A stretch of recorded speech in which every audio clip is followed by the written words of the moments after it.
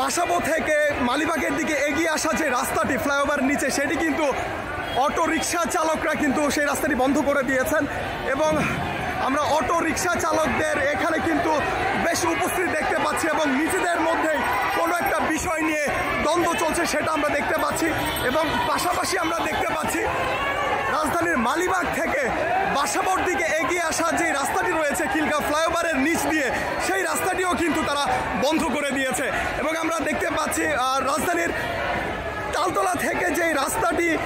খিলগাঁয়ের দিকে চলে এসেছে সেই রাস্তাটিও কিন্তু এই মুহূর্তে শ্রমিকরা বন্ধ করে দিয়েছে, অটোরিকশা চালকরা বন্ধ করে দিয়েছে। সে চিত্রে আমরা দেখতে পাচ্ছি পুলিশ সদস্যরা কিন্তু উপস্থিত রয়েছেন এবং তারা কিন্তু আইন শৃঙ্খলা রক্ষা করার কাজ করছেন এবং তারা চেষ্টা করে চলেছেন এবং আমরা দেখতে পাচ্ছি এখানে রিক্সা চালকরা কিন্তু আন্দোলন করছেন। আমরা যতদূর আপনাদেরকে আমরা জানাতে পারি যে খিলগাঁও ফ্লাইওভারের উপরের অংশটিও কিন্তু এই মুহূর্তে অচল হয়ে আছে, সেখানেও কিন্তু দীর্ঘ যানজট সৃষ্টি হয়েছে এবং একটা জায়গাতেই সব কটি গাড়ি কিন্তু আটকে আছে এবং কেউ কিন্তু বাসাবো থেকে মালিবাগ যেতে পারছে